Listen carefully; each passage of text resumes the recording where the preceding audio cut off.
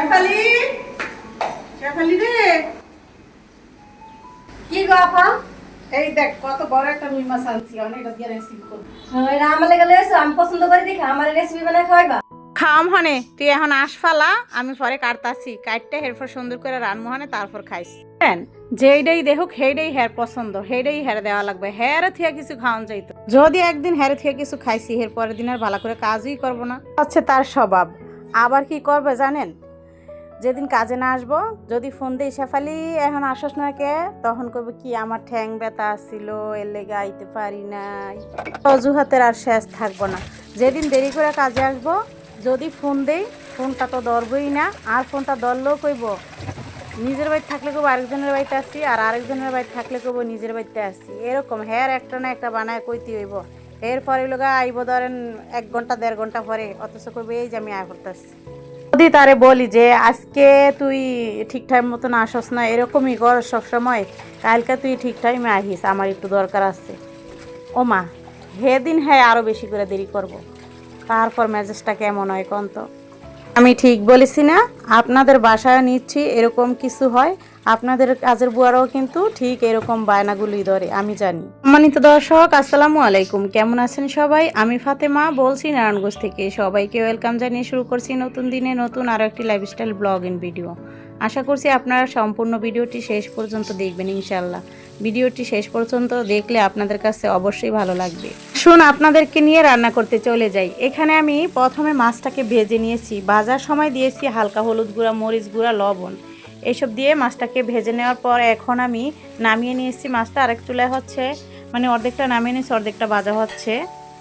এই পাশে তেল দিয়ে দিলাম কড়াইতে, মাছের যে মশলাটা সেটা কষাবো, আর যে ওই পাশে হচ্ছে মাছের পিস আর হচ্ছে মাথাটা ছিল, তো ভালো করে হচ্ছে আমি ভেজে নিচ্ছি। আর একটা হচ্ছে বেশি কড়া করে ভেজে নিচ্ছি যেন আমার ছেলে খায়, এই জন্য। তো দেখুন এখন পেঁয়াজটা কিন্তু হয়ে গেছে। পেঁয়াজটাকে এরকম হালকা বাদামি করে নিতে হবে। আদা রসুন বাটাটা দেওয়ার পর একটুখানি ভেজে নিতে হবে, তাহলে সুন্দর একটি ফ্লেভার আসবে। কাঁচা যে আদা রসুনের একটা গন্ধ থাকে সেটা চলে যেয়ে একটি সুন্দর ঘ্রাণ আসবে। দেখলেন তো? এখন আমি দিয়ে দিচ্ছি 1 চামচ হলুদের গুঁড়া, তারপর দিচ্ছি 1 চামচে দিয়ে আর একটু দিয়েছি হলুদের গুঁড়া, মানে 1.5 চামচের চাইতে কম, 1 চামচ বললেই হবে। 1 চামচ দিয়ে আর একটুখানি দিয়েছি। তারপর হচ্ছে ধনিয়া গুঁড়া দিয়েছি 1 চামচ, ভালো করে একটু পানি দিয়ে কষিয়ে নিয়েছি। তারপর আবারও একটু বেশি পরিমাণে পানি দিয়ে কষিয়ে নিয়েছি। মোট কথা ভালো করে মশলাটাকে কষিয়ে নিতে হবে। কষানো হয়ে যাওয়ার পর দেখুন কত সুন্দর কালারটা আসছে। এরপর আমি এখানে দিয়ে দিয়েছি আলু আর টমেটো, সেইটাকেও আমি ভালো করে কষিয়ে নিয়েছি। দেখুন এখন ভালো মতো কষানো হয়ে গেছে। দিয়ে দিচ্ছি ঝোলের পানি।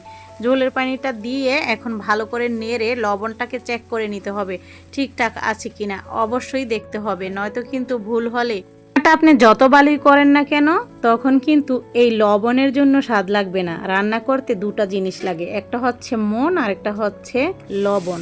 এই দুইটা জিনিসের কমতি থাকলে কোনো রান্না হবে না। মন দিয়ে রান্না না করলেও রান্না মজা হয় না, এটা দেখবেন আপনারা। তো ওই পাশে আমি মুগ ডাল বসিয়ে দিয়েছিলাম, সেটাতে পানি দিয়ে দিয়েছি, ভালো করে প্রথমে কষিয়ে নিয়েছিলাম। তো যাই হোক, এই তো আমি এখন ঢাকনা দিয়ে ডেকে বাকি রান্নাটা কমপ্লিট করব। একটু পরেই হচ্ছে আমি জিরা গুঁড়াটা দিয়ে দিব। তো দেখুন ঢাকনা দিয়ে ডেকে দিলাম, অফ ক্যামেরা রান্নাটা করে নিয়েছি কিছুক্ষণ। তারপর নামানোর আগ দিয়ে ভাজা জিরা গুঁড়াটা দিয়ে দিচ্ছি। জিরা গুঁড়াটা দিয়ে হচ্ছে ভালো করে হচ্ছে মিশিয়ে নিতে হবে। আমি খুন্তি দিয়ে আলতো করে কিন্তু নেড়ে, এখানে ভালো করে নাড়া যাবে না তাহলে ভেঙে যাবে, আলতো করে নেড়ে হচ্ছে গুঁড়াগুলো মিশিয়ে দিচ্ছি, এতে করে সুন্দর একটি জিরা গুঁড়ার ফ্লেভার আসবে। ওই পাশে ডালটা তো হইতেছে, আমি এখন ডাকটা দিয়ে পর চলে যাব। রান্নার ফাঁকে ফাঁকে এরকম থালাবাটি নোংরা হয়, সেগুলোকে সাথে সাথে ধুয়ে ফেলতে হয়।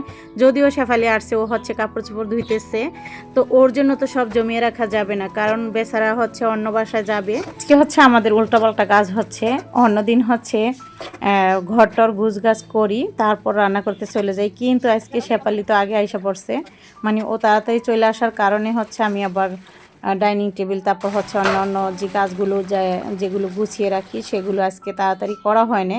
তো এখন হচ্ছে রান্না শেষ করে আমি এই যে লন্ড্রি দোকান থেকে যে জামা কাপড়গুলো আনছে আয়রন করে, তো সেগুলো এখন আমি মানে আপনাদের ভাইয়ারগুলো সাইফুলেরগুলো আলাদা করতে হয়, দুজনেরটি 2 রুমে আলাদা আলাদাভাবে রাখতে হয়। তো এই জন্য আমি বাছাই করব এখন কার কোনটি, কারণ যারা এগুলো ইস্ত্রি করছে বা আয়রন করছে তারা তো হচ্ছে এক লগে দিয়ে দিয়েছে, তো এই জন্য বেছে বেছে নিতে হয়। আবার একই কালারের থাকে, তো দেখতে হয় ভালো করে আসলে কার কোনটা, এলোমেলো হয়ে যায়। আর আমাকে ছাড়া এগুলো কেউ বের করতেও পারে না। শিউলিকে যদি বলি তুমি এগুলো রাখো, ও হচ্ছে উল্টাপাল্টা করে ফেলে, যার কারণে এখন আমি দেখে দেখে তারপর যার যেটা সেখানে রাখবো। তো এই তো এখানে আমি রাখলাম। আর ওই পাশে আবার শেফালি হচ্ছে ফার্নিচারগুলো মুছতেছে। তো আমরা এইভাবেই হচ্ছে আজকে উল্টাপাল্টা করে কাজ করতেছি, আগেরগুলো পরে, পরেরগুলো আগে। তো আপনার ভাইয়ারগুলো তো এখানে রাখছি, সাইকেলেরগুলো সাইকেলের রুমে নিয়ে যাব।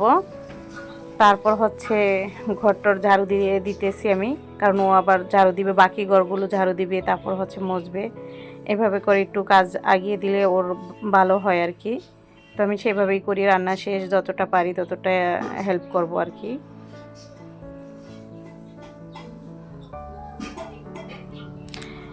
এরপর এই ঘরটাও ঝাড়ু দিয়ে দিতেছি।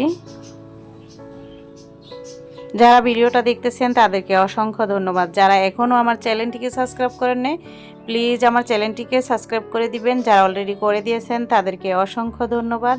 যদি ভিডিওটি ভালো লাগে তাহলে আপনারা আপনাদের ফ্যামিলি ফ্রেন্ডদের সাথে শেয়ার করতে পারেন।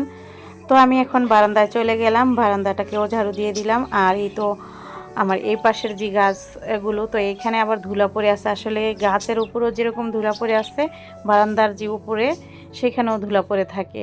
তো শেফালি শিউলির রুম, সাপলের রুম, এগুলো হচ্ছে ঝাড়ু টাড়ু দিয়ে এখন হচ্ছে আবার ঘরটার মুছে নিতেছে। এই পাশে আমার রান্না হয়ে গেছে আরও আগেই।